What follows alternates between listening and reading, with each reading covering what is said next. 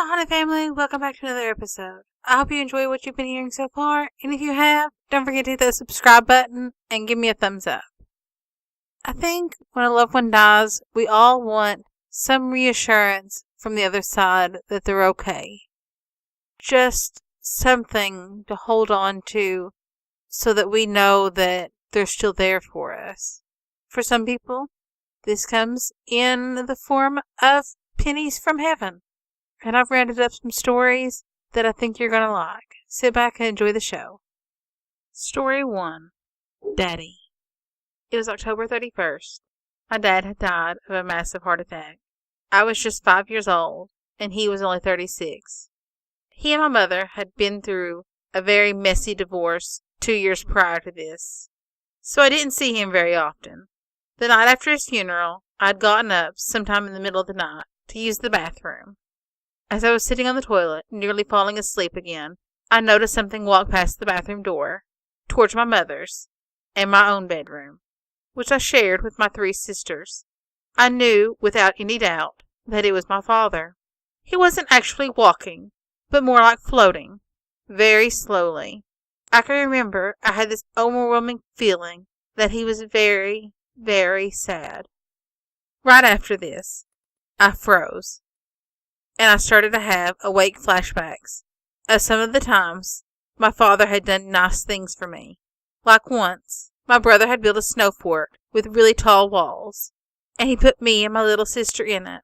We couldn't get out because it was too tall and we were too small, but our dad rescued us, and afterwards gave us each 2 of those little packs of sweetheart candies.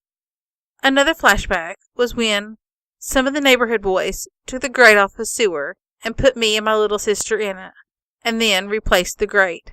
We screamed forever, but again, our dad came to the rescue.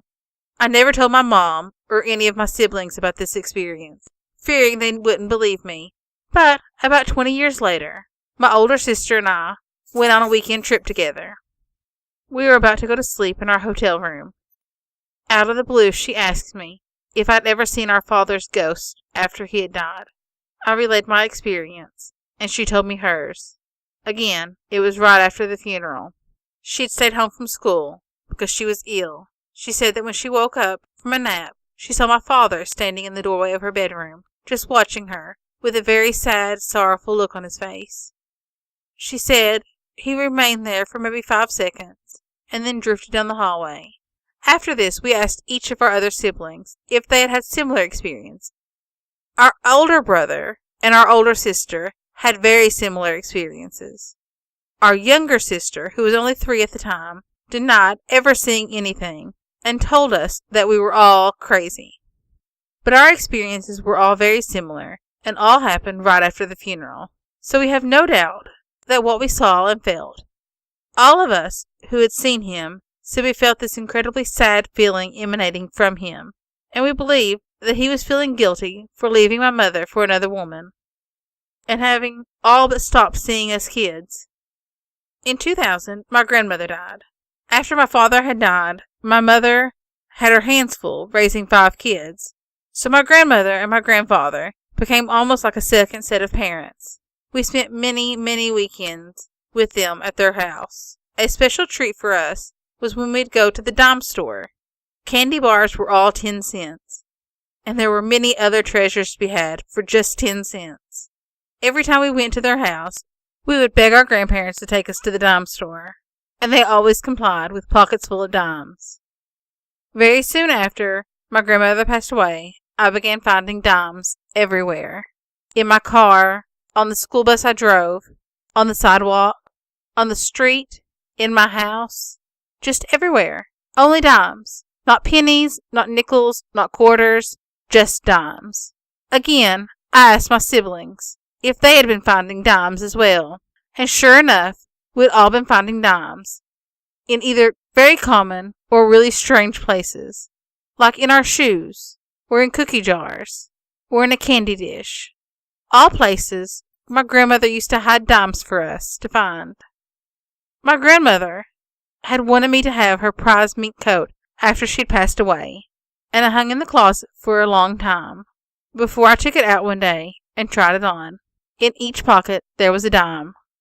My 2 children are also benefactors of dimes, as that is by far the coin they seem to find the most, either in the house or when we're out somewhere. We all believe that it's Grandma, tossing these dimes down from heaven, just as a way to let us know she's still around, and we cherish every one we find. Story 2. Small Gifts. I don't know if this qualifies as a haunting per se. My husband passed away last April, and of course, since I was alone in our home, I feel his presence everywhere. This is not unusual, I know, and I've had a couple unexplained occurrences. The first one, whenever I remove bed linens for laundering, I take a pillowcase and completely dust the entire wooden headboard of my bed, picking up a few items that I keep there and replacing them after I'm done dusting. One night, after I had done that, I got into bed and found a shiny dime placed right in the middle of my side of the headboard. I don't keep any money in my room. I picked it up, and it actually felt warm to the touch. The date on it was 1980, which is the year my husband and I were married. This incident actually occurred on June 26th, which would have been our 27th wedding anniversary. The second incident happened about 2 months later.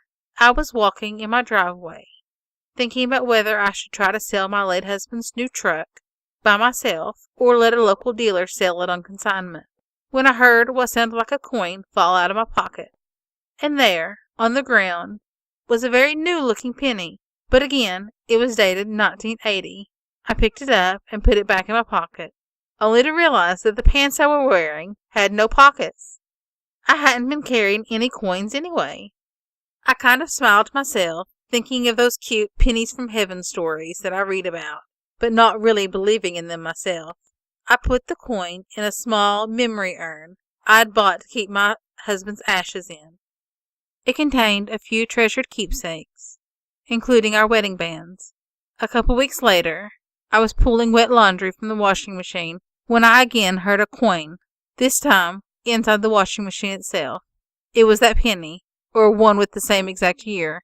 I thought I'd forgot to put it in the little urn when I meant to a couple weeks ago, so I went right into the house, opened the memory urn, and there it was, that first penny. Again, I'm not sure if these instances qualify as hauntings, or just odd things that I cannot explain away. Either way, I cherish these little memories of my husband. Story 3. Dimes from Granddad. I always had a sense that something was going to happen. I've had dreams that sometimes will have a scene in them that will come true the next day. I've also had seen spirits, and I can sense the presence of spirits for as long as I can remember. My sister also has experiences with ghosts. My grandfather was a very proud man, and he was a wonderful man who loved his family very much. I could not go to his funeral, and I felt very guilty about that.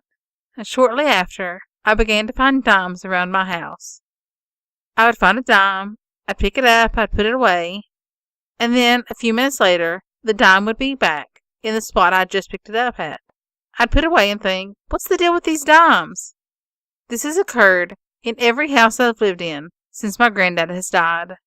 I did not put it together for quite some time until my mom and I were talking, and I was saying how poor my husband and I were living in Michigan, and that the little bits of money they sent really helped. I called it the mailbox money because someone, parents, grandparents, always seemed to send money right when we needed it the most. My mom said that my grandpa used to send money too, when she and my dad were a young couple. I told my mom about the dimes, and she said that it sounded just like something my granddad would do. So, shortly after, I went to my room, and I asked my granddad to leave me a dime, if it was him, and sure enough, there was a dime on the floor in the next time I went into the room. I have since tried to tune into spirits and not ignore them.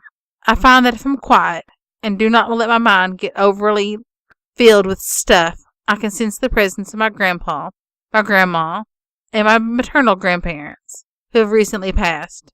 The visits are fewer lately, but I know that they are here with me. I've also experienced a black figure, a grim reaper type, standing over me in my bed. there was an evil, foreboding feeling about that spirit. I'm also sure that my uncle's husband, who died in the fire, has also visited. But only Granddad leaves money.